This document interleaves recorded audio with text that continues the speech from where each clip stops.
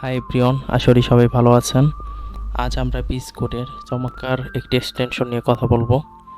তো এই এক্সটেনশনটি কোড করার সময় আপনাদের কোড বুঝতে অনেকটাই হেল্প করবে। তো এখানে আপনারা দুটো পিকচার দেখতে পাচ্ছেন। যদি আমরা প্রথম পিকচারটির কাছে চলে যাই, এখানে ক্লাস নেমের ভিতর কিছু সিএসএস রয়েছে। তো সিএসএসগুলো বড় হওয়ার কারণে কোডটাকে কিছুটা হিজিবিজি লাগছে। এই সেম কোডটি যখন আমি নিচে লিখেছি, এই কোডটা উপরের কোডের তুলনায় অনেকটাই দেখতে ইজি লাগতেছে। তো কেন এমনটা হচ্ছে? কারণ এখানে খেয়াল করবেন, ক্লাস নেমের ভিতরের যে সিএসএসগুলো আছে এখানে আমি হাইড করে রেখেছি। তো এই কীভাবে আপনি ভিএস কোডের এক্সটেনশন ব্যবহার করার মাধ্যমে ক্লাস নেমের ভিতরে সিএসএসগুলোকে হাইড করবেন, তাই মূলত এই ভিডিওতে দেখানো হবে। তো এই জন্য প্রথমে ভিএস কোডে চলে যাব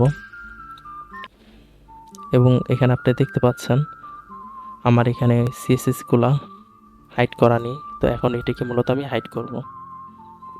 তো এই জন্য এখানে ক্লিক করবেন এবং এখানে ইনলাইন ফোল্ড লিখে সার্চ দিবেন। সার্চ দেওয়ার পর এটিকে মূলত আমরা এখন ইনস্টল করে নিব। দেখতে পাচ্ছেন আমার ইনস্টল করা শেষ। তো এখন আমি এই আগের জায়গায় এসে পড়লাম। তো এখানে কিছুক্ষণ আগে আপনারা দেখতে পেয়েছিলেন যে এখানে ক্লাস নেমটা হাইড করা ছিল না, কিন্তু এখন কিন্তু এটা হাইড হয়ে গেছে।